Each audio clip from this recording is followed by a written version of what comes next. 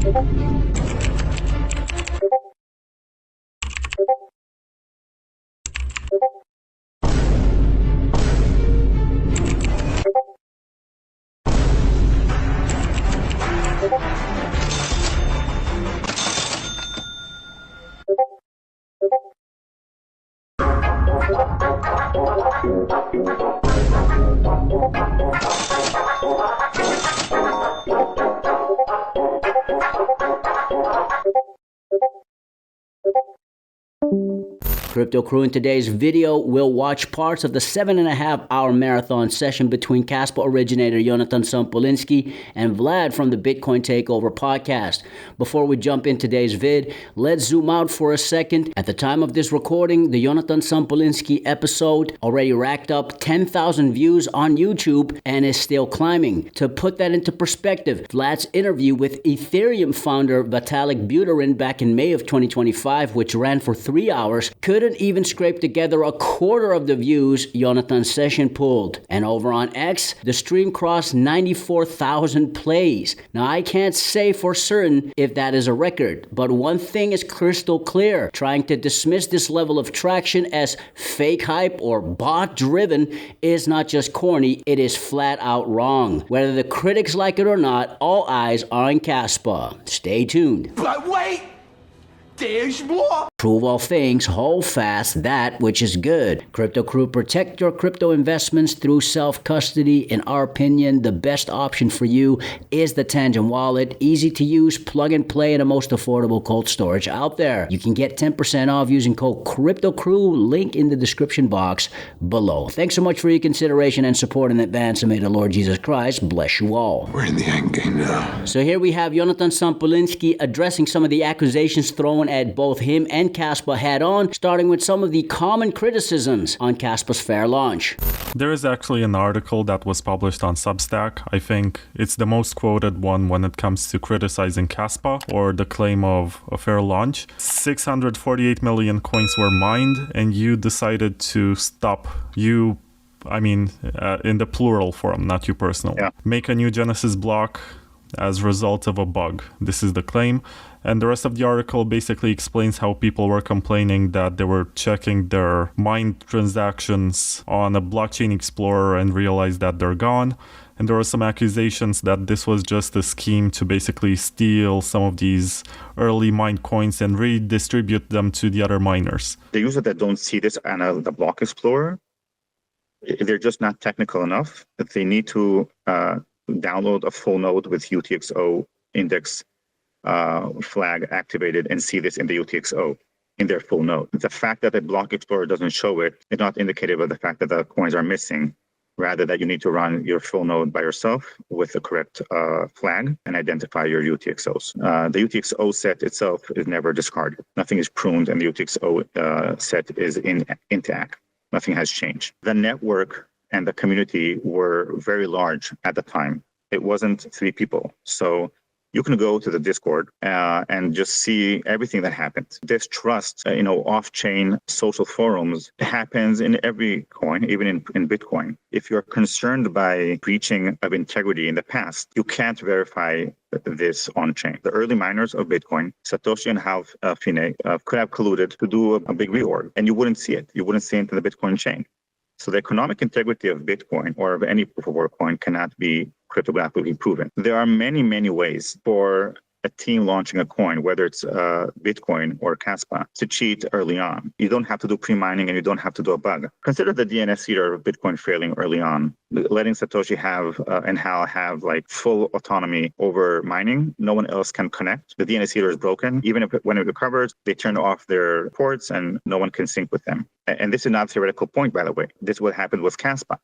If we wanted to cheat, I guarantee you there are many, many other ways that you wouldn't think of for us to ensure that no one else can mine, especially in these early days. We can just create simply a very lazy debugging process of peer-to-peer network. This would be the perfect, undetectable way for us to kick off other competitors, to just have control over the mining. There will be no FUD about it. No one will know about it. And regardless, people would complain about early peer-to-peer not being smooth without understanding it's a scheme by the malicious devs to push them out of the competition. So the thought that you need to pull off such a bug in order to cheat is an insult to our intelligence. There are much less sophisticated and more smooth ways for us to pull this off. In this next segment, Vlad and Yonatan dive into Bitcoin matters, where the name Luke Dasher Jr. comes up, the Bitcoin dev who didn't hold back from labeling Yonatan Sompolinsky a scammer.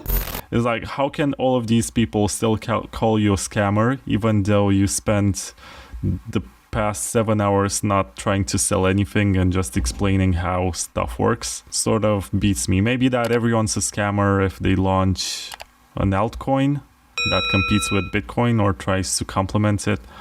I don't know.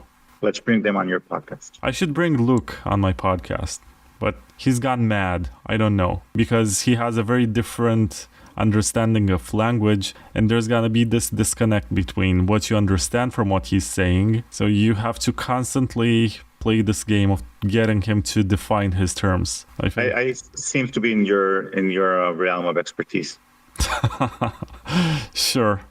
I mean, I'm gonna try to get him on, even though I think he's sort of compromised. He was so much better a few years ago.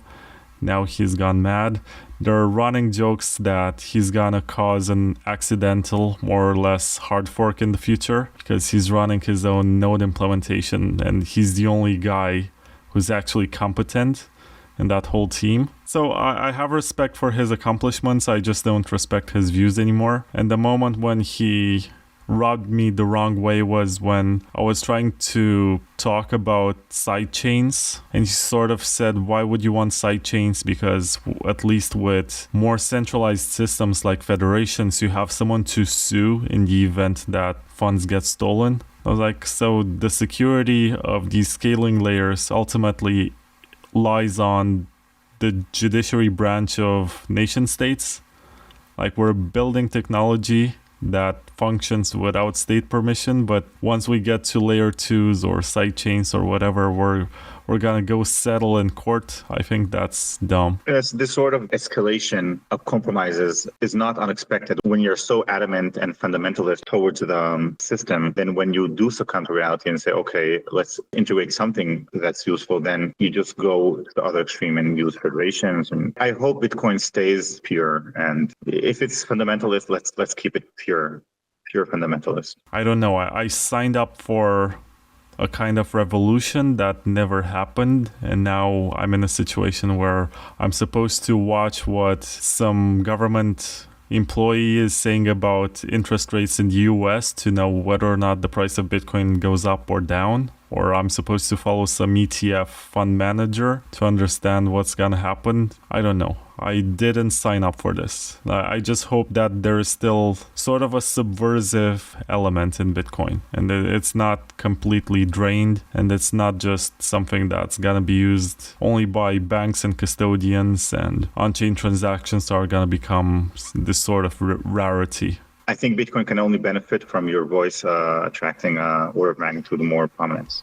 Calling Kaspa a shitcoin and Yonatan Sompolinsky a scammer all play part in the process that Kaspa currently finds itself in. This kind of pushback is nothing new. In fact, it's almost poetic. Back in the early 2010s, Bitcoin itself was dismissed as a scam, ridiculed as worthless, and mocked by many, including people who parade as its loudest champions today. The takeaway: if history doesn't repeat itself, it sure loves to rhyme. First they doubt you, then they mock you, and sooner or later, they quote you. Guess you guys aren't ready for that yet. Now, before we end, quick shout out to our partners, Caleb and Brown. They've been in the crypto game for nearly a decade, guiding investors through the sometimes chaotic waters of this crypto ocean. From trading and securely holding assets like Caspa and Bitcoin to smooth withdrawals with no hidden fees, Caleb and Brown delivers institutional level security with a personal 24/7 touch. So if you want calm, competent support to help steer your next bull run, check out Caleb and Brown in the description. Prove all things, hold fast that which is good. Stick around. Fix your mind before you get to the grind. And with that said, let's continue to escape the matrix. Let's continue to be on the lookout for the next big thing here on the crypto ocean.